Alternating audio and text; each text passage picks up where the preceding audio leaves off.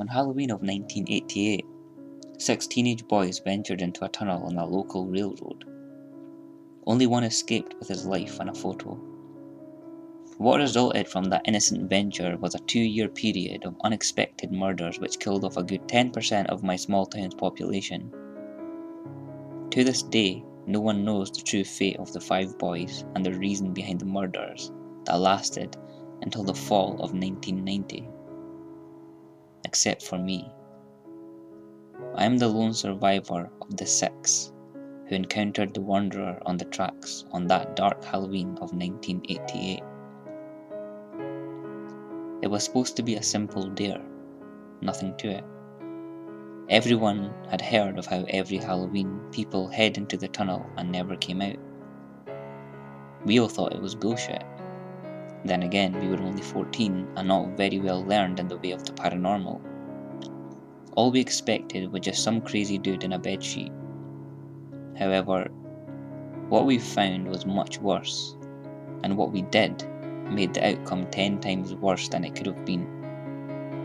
I guess that curiosity killed the cat really fits when remembering this story.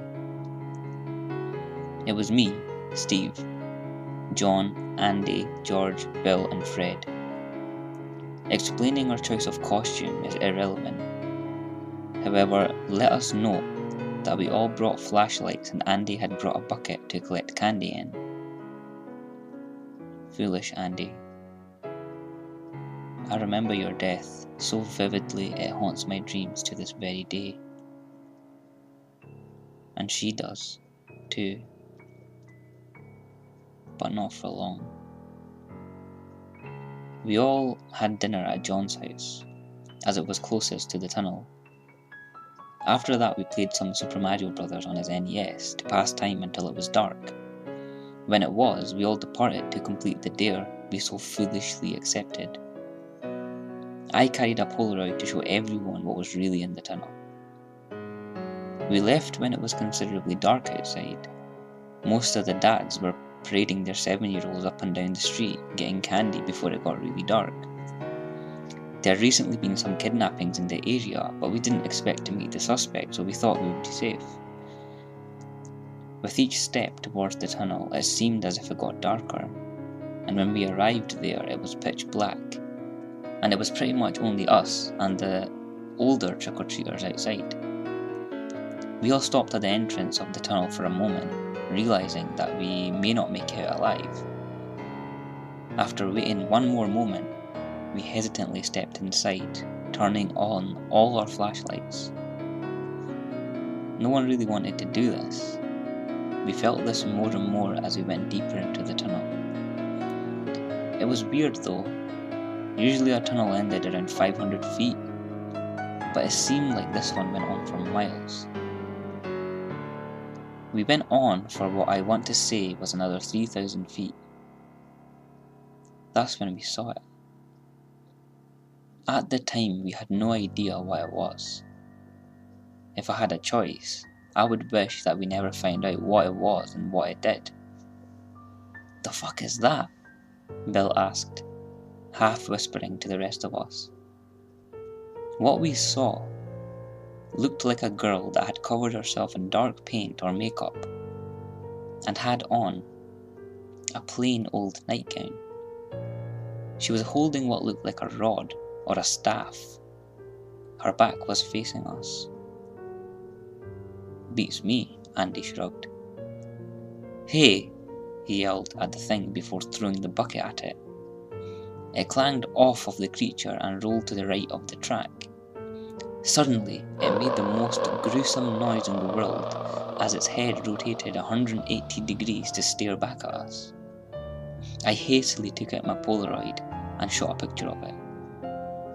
I put away the camera and shook the developing picture before putting it inside my pocket. Everyone was frozen in place, looking at the creature, seemingly paralysed. Soon, the creature lifted the rod and threw it at Andy. It was horrifying and amazing, seeing it throw what we now knew was a spear with such dexterity, as well as doing it backwards.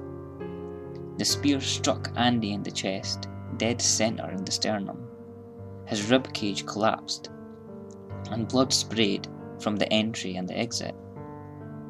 His spine snapped, and he crumpled to the ground. The blood-splattered spear was stuck in the ground a good 40 feet behind us. It was only a moment before we actually thought to run. We didn't even try to save Andy. I turned my head and saw the creature ripping out his chest, tearing muscle and organ apart as our dying counterpart screamed in his death throes. It seemed like the creature wanted to separate flesh from bone, and that is exactly what it had done. Andy's flesh and innards were scattered around his skeleton in a pool of his blood. It was coming for the rest of us now. Bill was the next one it caught, eviscerating him in the same manner as it did to Andy. Then she got George, and then Fred. It was me and John left. The creature was so close we could feel its putrid breath in our necks. We both heard its demonic growls and screeches as we barely escaped his furious grabs for our costumes. We kept on running even though the lactic acid had built up so much in our arms and legs, and our breath was ragged, and we were so damn tired.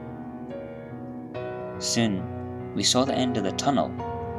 Somehow it was morning, which was so illogical, but John and I were both happy to see the light of day. Suddenly, I heard a trip and a stumble. John had fucking tripped. We were outside of the tunnel, and he tripped. I didn't even need to turn my head to know he would be gored and gutted. I ran a safe distance away behind some trees near my house. His screams echoed through the neighbourhood and awoke several families wandering outside to see what was happening. Everyone who went outside all saw the creature as it tore apart John. When it was done, it swept its eyes across the shocked citizens of my small town and let out a deafening roar that no man or animal could create. It then dashed back inside the tunnel, and everyone ran inside their homes, including me. For 2 years after that, the people who saw the creature were found disemboweled and skinned in their homes. Some people tried to move, but I heard them say it was like they were chained here. The creature was holding everyone here, keeping everyone who had seen it captive in this town.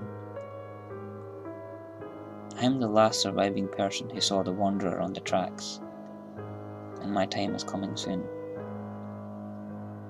How did I last this long? I don't know. I bet it's teasing me, torturing me, making me shit my pants every time I turn a corner. It's taken a hold of my life, and I can no longer function like other people. I can no longer go out in the dark. My windows are always closed, the blinds always down, the doors always locked.